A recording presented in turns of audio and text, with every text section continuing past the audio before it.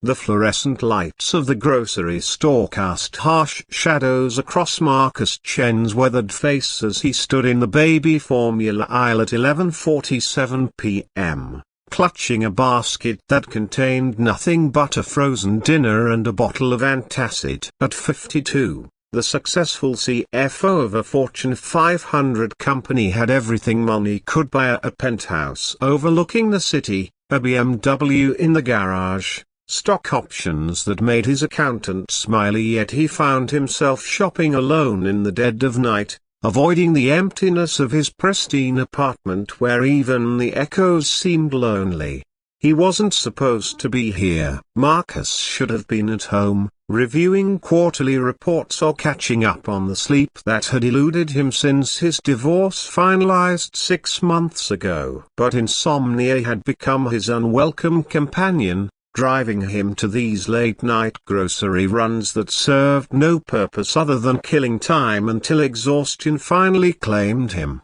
As he turned toward the checkout, a soft sob made him pause. There, 3 aisles over near the customer service counter, stood a young woman with dark circles under her eyes and shoulders that carried the weight of the world. She couldn't have been more than 25. Wearing scrubs that had seen better days and sneakers with worn soles. In her trembling hands, she held a can of baby formula with the expensive kind that Marcus knew cost nearly $30. "I'm sorry," she was saying to the teenage cashier behind the returns counter, her voice barely above a whisper. "I need to return this. I can't afford it right now." The cashier, who looked like he'd rather be anywhere else at midnight, glanced at the formula with practiced indifference. "Do you have the receipt?" The woman, Sarah, according to the name tag on her scrubs, fumbled through a purse that had seen better days. Her hands shook as she pulled out a crumpled receipt, and Marcus noticed the way she kept glancing toward the parking lot where an old Honda Civic sat under a flickering streetlight. Through the window, he could make out a car seat in the back. "The return policy says you can only return unopened formula within 24 hours, the cashier droned, examining the receipt with the enthusiasm of someone counting down minutes until his shift ended. "It is unopened," Sarah said, her voice cracking. "I bought it 3 hours ago, but my card got declined when I tried to get groceries for dinner. And I realized I need to return this so my baby can at least have." She stopped, swallowing hard. "So we can eat tonight." Marcus felt something stir in his chest, to a feeling he hadn't experienced in months. He watched as Sarah's composure began to crumble, her professional facade as a healthcare worker dissolving into the raw vulnerability of a mother facing an impossible choice between feeding herself and feeding her child. The cashier processed the return with mechanical efficiency, handing Sarah $29 and change. She clutched the money like a lifeline, but Marcus could see the defeat in her shoulders. $29. That was less than he spent on lunch at his usual downtown restaurant, less than he'd tip his driver on a good day. Sarah walked past him toward the grocery aisles, and Marcus found himself following at a distance. He watched as she carefully selected the cheapest bread, the generic peanut butter, a small container of milk that would last maybe 2 days. Her total came to $18.37. She would have $10 left, and not enough for formula, but enough for maybe another day or 2 of basic meals. At the checkout, Sarah counted out her money twice, making sure she had enough. The cashier, a different one this time, an older woman with kind eyes, noticed the careful way Sarah handled each dollar bill. "Honey, you doing okay?" the cashier asked softly. Sarah managed a tired smile. "We're managing. Thank you for asking." But Marcus could see she wasn't managing. He could see it in the way her hands trembled as she loaded her meager groceries into a reusable bag, in the way she checked her phone and closed her eyes as if steeling herself for whatever awaited her at home. As Sarah walked toward the exit, something inside Marcus snapped. Not broke, he snapped into place, like a puzzle piece finding its proper position. He abandoned his basket and followed her into the parking lot. "Excuse me," he called out, his voice carrying across the empty asphalt. Sarah turned, clutching her grocery bag protectively. In the harsh street light, she looked even younger, even more fragile. Yes, Marcus realized he had no idea what to say. He'd spent decades in boardrooms, negotiating million-dollar deals and presenting to shareholders, but standing in front of this exhausted young mother, words failed him. I was in the store," he began awkwardly. "I couldn't help but notice." He stopped, realizing how that sounded. "I'm sorry, I don't mean to intrude." Sarah's posture became defensive, and Marcus could see her mentally calculating the distance to her car. "I should get going. My baby's with the sitter." "Wait," Marcus said, reaching into his wallet. "Please, I know this might seem strange, but I'd like to help." He pulled out $500 in cash, money he'd withdrawn earlier for a business dinner that had been cancelled. "For your baby, for formula, or whatever you need." Sarah stared at the money as if it were a snake. "I can't take that." "Why not?" Because I don't know you.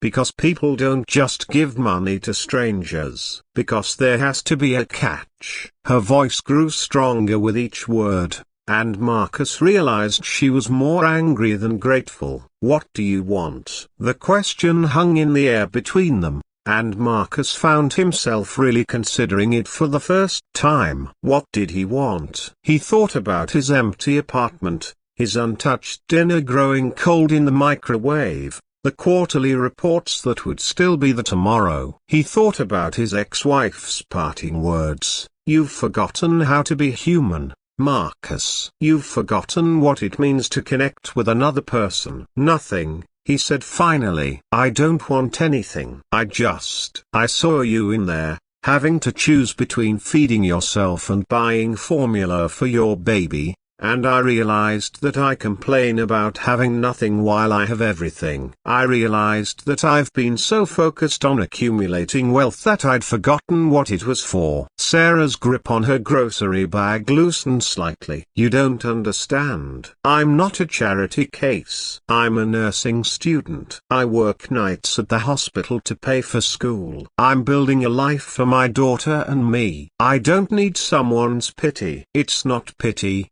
Marcus said, and he meant it. "It's respect. You're doing something I could never do, raising a child alone while working and going to school. You're stronger than I am, braver than I am. This isn't about me saving you. This is about you letting me participate in something meaningful for the first time in years." Something shifted in Sarah's expression. She looked at Marcus, really looked at him, and seemed to see past the expensive suit and the confident executive persona to the lonely man underneath. "What's your name?" she asked. "Marcus. Marcus Chen." "I'm Sarah. Sarah Martinez." She paused. "My daughter's name is Emma. She's 8 months old." "Tell me about her." And Sarah did. Standing in that grocery store parking lot at midnight, she told Marcus about Emma's first tooth, about how she laughed when Sarah made funny faces during diaper changes, about how she was learning to pull herself up to standing. As she spoke, the tension in her shoulders eased, and Marcus found himself smiling, really smiling for the first time in months. "The thing is," Sarah said finally, "I've been doing this alone for so long that I forgot people could be kind without wanting something in return." "I forgot too," Marcus admitted. "Until tonight." Sarah looked at the money still in Marcus's outstretched hand. "If I take this, it's not charity. It's one parent helping another parent." "Are you a parent?" she asked. Marcus's smile faltered. "No.